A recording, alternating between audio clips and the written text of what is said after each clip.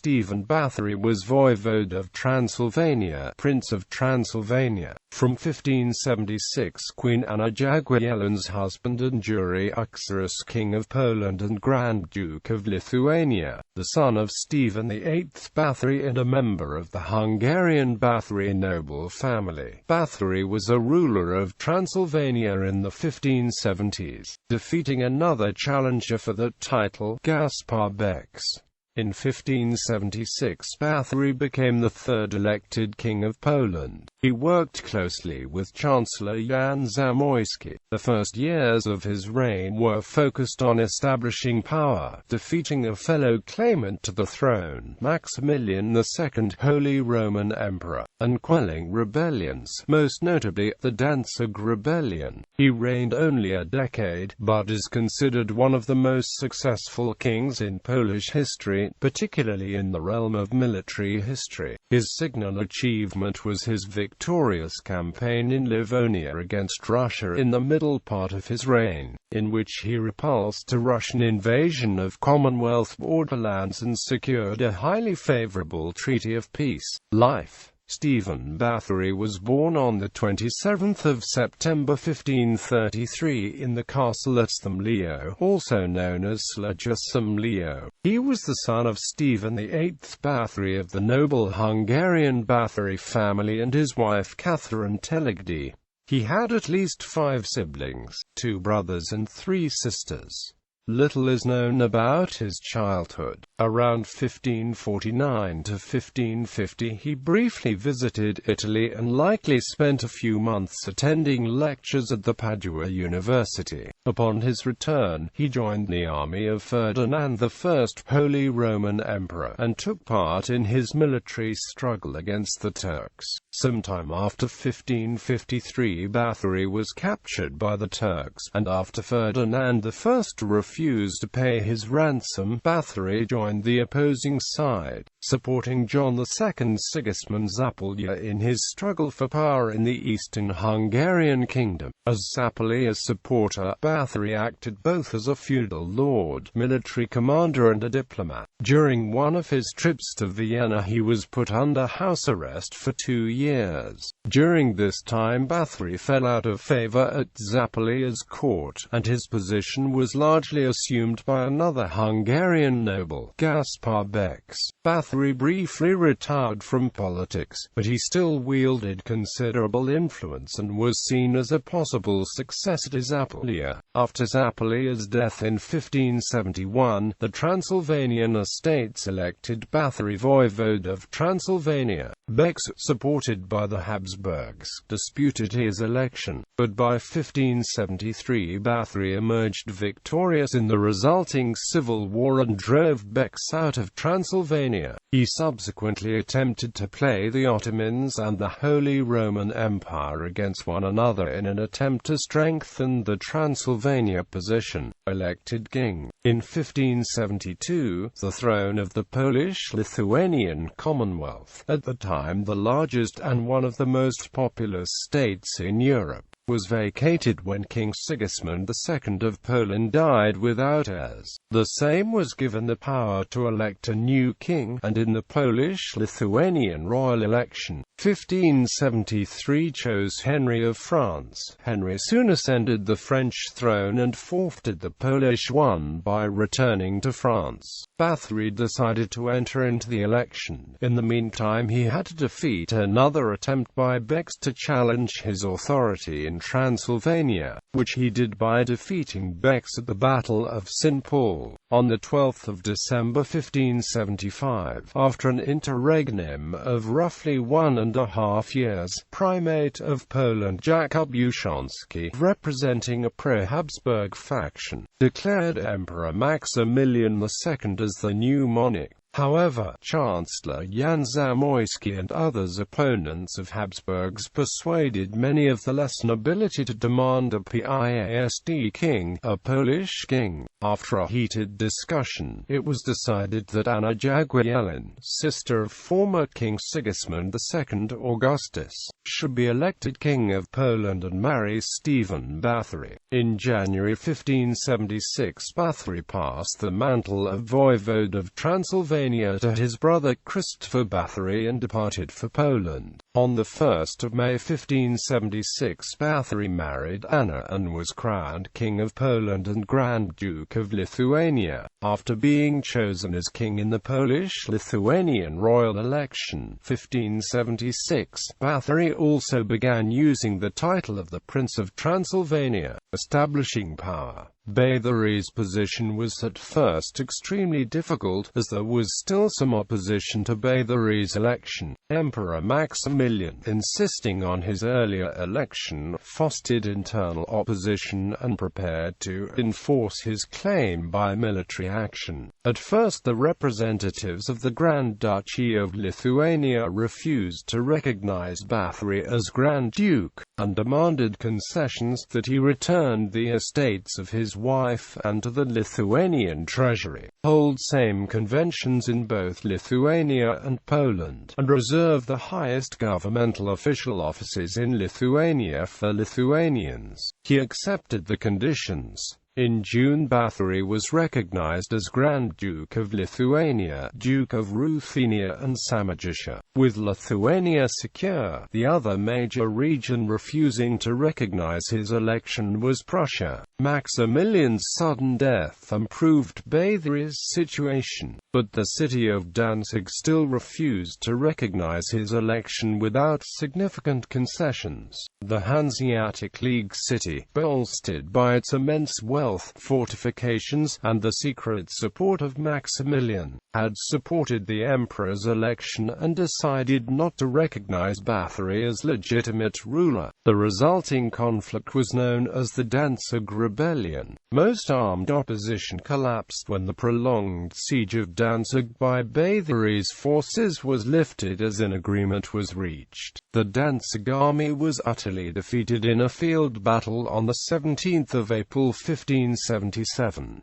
However, since Báthory's armies were unable to take the city by force, a compromise was reached. In exchange for some of Danzig's demands being favorably reviewed, the city recognized Báthory as ruler of Poland and paid the sum of 200,000 zlotys in gold as compensation, tying up administration of the Commonwealth northern provinces. In February 1578 he acknowledged George Frederick as the ruler of Duchy of Prussia, receiving his feudal tribute policies. After securing control over Commonwealth, Báthory had a chance to devote himself to strengthening his authority, in which he was supported by his chancellor Jan Zamoyski, who would soon become one of the king's most trusted advisors. Báthory reorganized the judiciary by formation of legal tribunals. While this somewhat weakened the royal position, it was of little concern to Báthory, as the loss of power was not significant in the short term, and he was more concerned with the hereditary Hungarian throne. In exchange, the same allowed him to raise taxes and push a number of reforms strengthening the military, including the establishment of the Piechota Wybrynieka, an infantry formation composed of peasants. Many of his projects aimed to modernize the Commonwealth army, reforming it in a model of Hungarian troops of Transylvania. He also founded the Academy of Vilna, the third university in the Commonwealth, transforming a prior Jesuit college into a major university. He founded several other Jesuit colleges, and was active in propagating Catholicism, while at the same time being respectful of the Commonwealth policy of religious tolerance, issuing a number of decrees offering protection to Polish Jews, and denouncing any religious violence. In external relations, Báthory sought peace through strong alliances. Though Báthory remained distrustful of the Habsburgs, he maintained the tradition of good relations that the Commonwealth had with its western neighbor and confirmed past treaties between the Commonwealth and Holy Roman Empire with diplomatic missions received by Maximilian's successor, Rudolf II. The troublesome southeastern border with the Ottoman Empire was temporarily quelled by truces signed in July 1577 and April 1579.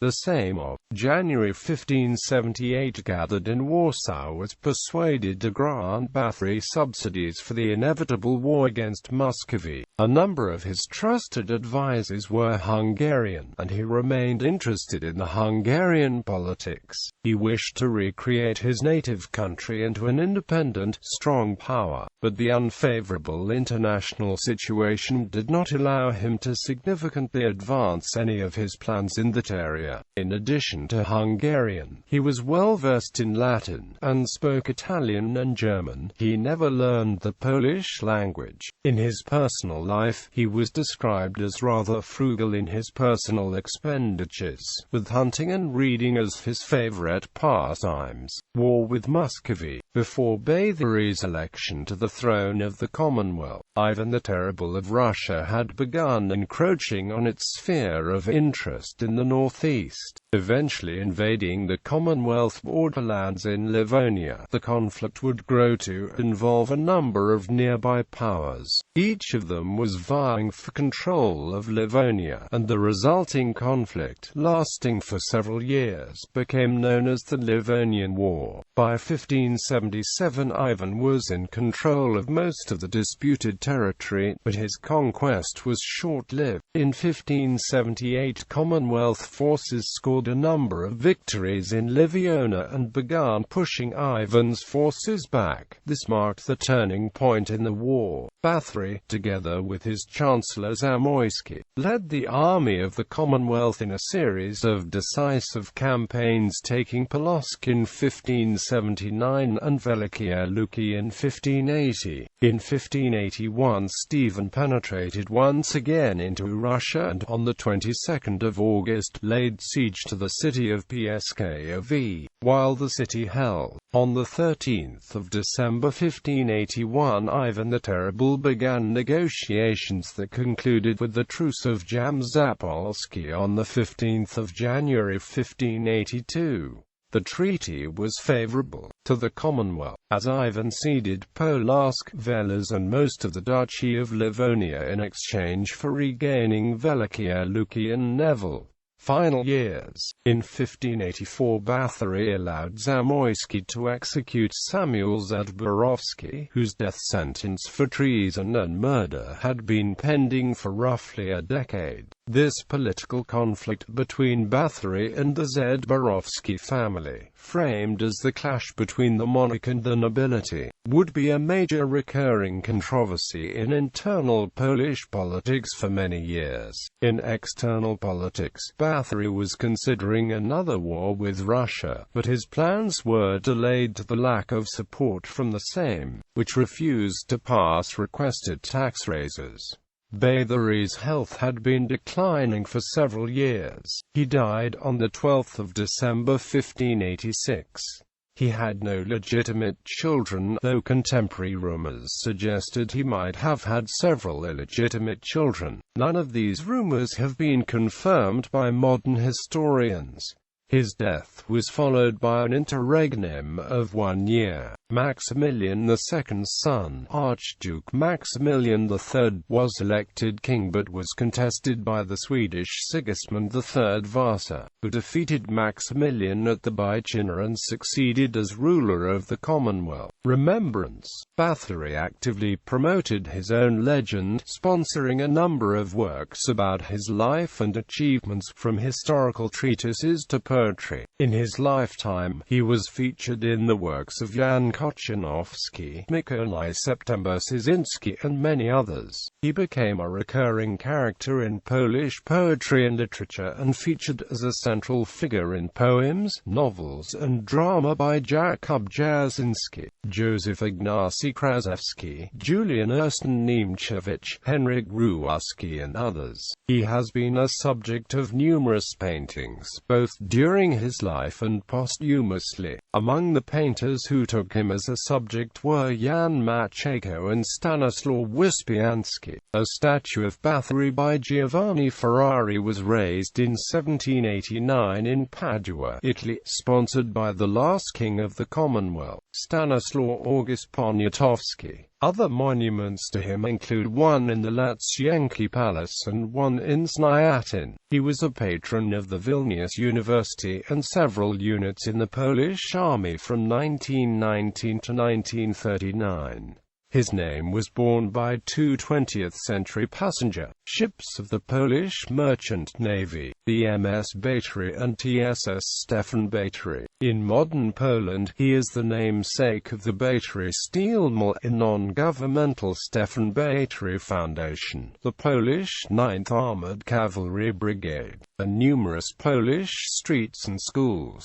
One of the districts of the town of Chorzów is named after him. Immediately after his death, he was not fondly remembered in the Commonwealth. Many nobles took his behavior in the Zborowski affair and his domestic policies as indicating an interest in curtailing the nobility's golden freedoms and establishing an absolute monarchy. His contemporaries were also rankled by his favoritism toward Hungarians over nationals of the Commonwealth. He was also remembered, more trivially, for his Hungarian-style cap and sabre. His later resurgence in Polish memory and historiography can be traced to the 19th-century era of partitions of Poland, when the Polish state lost its independence. He was remembered for his military triumphs and praised as an effective ruler by many, including John Baptist Albotrandy, Jerzy Samuel Bandki, Michał Bobriński, Józef Zujski and others, though some historians like Tadeusz Korzon, Joachim Lelul and Jedrzej Morykozewski remained more reserved. In 1887, Wincenty Zaszewski noted that Báthory is the darling of both the Polish public opinion and Polish historians. During the interwar period in the Second Polish Republic, he was a cult figure, often compared with the government's approval to the contemporary dictator of Poland, Józef Pilsudski. After the Second World War in the Communist People's Republic of Poland, he became more of a controversial figure, with historians more ready to question his internal politics and attachment to Hungary. Nonetheless, his good image remained intact, reinforced by the positive views of a popular Polish historian of that period, Paweł Jaśnicka. Ancestry.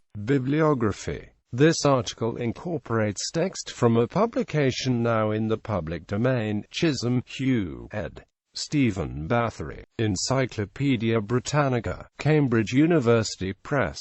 Jerzy Basala. Agnieszka Budzycka. Stefan Báthory. Polski Słownik Biographyczny. XLIII.